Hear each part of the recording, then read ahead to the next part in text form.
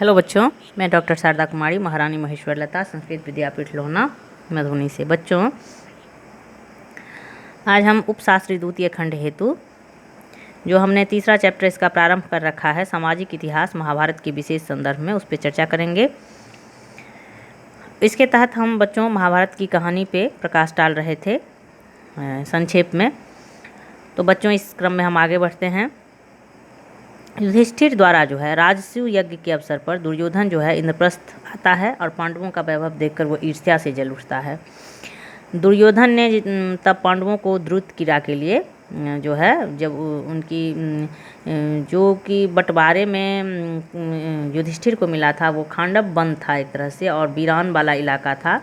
उस इलाके को युधिष्ठिर और उनके भाइयों ने जो है अपनी मेहनत से, अपनी लगन से, अपने बुद्धि विवेक से उसको हरा भरा किया और उस वैभवशाली बनाया। और उस वैभव को देख करके दुर्योधन जो है वो काफ़ी जल गया और वह पांडवों को द्रुत क्रीड़ा के लिए हस्तिनापुर आमंत्रित करता है। द्रुत क्रीड़ा विशेषज्ञ मामा शकुनी की मदद से दुर्योधन जो है वह युधिष्ठिर से उसका संपूर्ण राज्य, भाइयों एवं उनकी पत्नी द्रौपदी तक को जीत लिया। और सभा भवन में द्रौपदी का चीरहरण होता है, उसको वस्त्र विहीन करने की आज्ञा दुर्योधन जो है वो अपने भाई दुशासन को देखता है।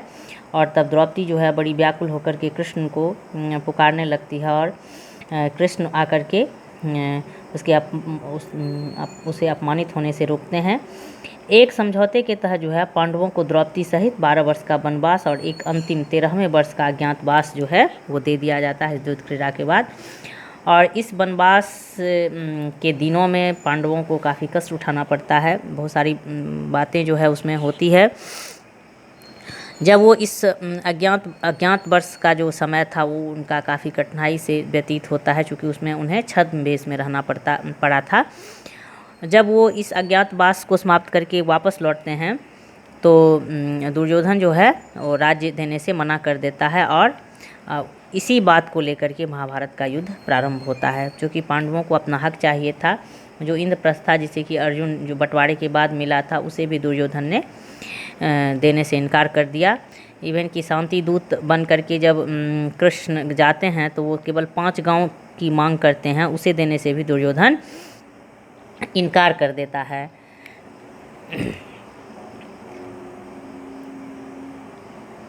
गांधारी जो है वो अपने पुत्र दुर्योधन को जो है वो बहुत बार समझाती है। वो कहती है कि संधि कर तुम मेरा व अपने पिता का सम्मान करोगे। लालच और क्रोध मनुष्य को लाभ से दूर ले जाता है। इन दोनों शत्रुओं को परास्त कर राजा समस्त पृथ्वी को जीत सकता है। हे पुत्र, तुम विवेकवान और वीर पांडवों से संधि कर उनके साथ सानंद इस पृथ्वी के सुखों का भोग कर सकते हो। युद्ध में कुछ भी शुभ नहीं होता, न धर्म और अर्थ की प्राप्ति होती है और न ही प्रसन्नता की। युद्ध के अंत में सफलता मिले यह भी आवश्यक नहीं। अतः तुम अपने मन को युद्ध में लिप्त मत करो। क्रोध और ईर्ष्या और लालच के वशीभूत दुर्योधन जो है वो अपने मामा शकुनी के प्रभाव में रहता है और अपनी माँ की इन वचनों की भी वह अवहेलना करता है। अंततः 18 दिन तक कुरुक्षेत्र में महाभारत का युद्ध होता है, जिसमें पांडवों की यानी सत्य की विजय होती है। क्रोध, ईर्ष्या, लालच, घमंड एवं असत्य रूपी दुर्योधन की जो है वो हार होती है। और मुंडकोपनिषद का ये वाक्य सत्यमेव जयते यहाँ सिद्ध होता है। बच्चों, कुरुक्षेत्र के मैदान में कृष्ण जो है वो अर्जुन के सारथी बने थे और अर्जुन अपने लोगों को देख करके, जिस भीष्म के गोद में वो खेला था, जिस गुरु द्रोणाचार्य से उसने शिक्षा प्राप्त की थी, कृपाचार्य के साथ कृपाचार्य जो उनके गुरु कुल के गुरु थे, जो उसके राजवंश के गुरु थे, और भी अन्य लोगों को देख करके वो जो है मोह के वशीभूत हो जाता है और गांडीव उठाने से मना कर देता है।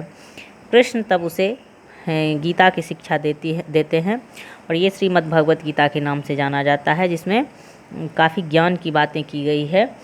और इस महाभारत का जो एक तरह से हम जैसे कहते हैं कि दूध का जो क्रीम होता है, मलाई होता है, वो इस गीता को कहा गया है। कुरुक्षेत्र युद्ध भूमि में अर्जुन अपने सामने भीष्म, गुरु द्रोण और बंधु बांधव को देखता है तो मोहवश होना उसका स्वाभाविक है, क्योंकि मनुष्य के अंदर प्रेम, क्रोध, ईर्ष्या, जलन, मोह सारा कुछ जो है वो मौजूद है। और जब वह गांडीव नहीं उठा पाता तो कृष्ण जो है उसे उपदेश देते हैं। और कर्मण्येवाधिकारस्ते माँ फलेषु कदाचन, इस समस्त गीता का सार तत्व माना गया है इसको। कृष्ण कहते हैं, हे अर्जुन, तू मोह में न पड़, भविष्य की चिंता मत कर, क्योंकि फल तेरे हाथ में नहीं है। तू जिनके प्रति अनुरागी हो रहा है वह असत्य का साथ दे रहे हैं, और तेरा कर्म है असत्य से युद्ध करना। बिना किसी व्यक्तिगत रुचि, मोह अथवा आवेश के परिस्थिति के अनुरूप उपयुक्त मार्ग का अनुसरण करना ही तेरा कर्तव्य है। तू कर्मवीर बन और कर्म कर। गीता के उपदेश से जो है अर्जुन के ज्ञान चक्षु खुल जाते हैं और वह गांडीव उठाता अर्थात युद्ध के लिए तैयार होता है। और अर्जुन जो है वो काफ़ी जोश खरोश के साथ युद्ध जो है वो लड़ता है और अंततः पांडवों की जो है वो विजय होती है। गीता में कुल 18 अध्याय एवं 700 श्लोक हैं। इसके महत्व को समझते हुए 1785 ईस्वी में चार्ल्स विल्किंस ने भगवत गीता का अंग्रेजी में अनुवाद किया था। तो बच्चों, आज के लिए हम इतना ही।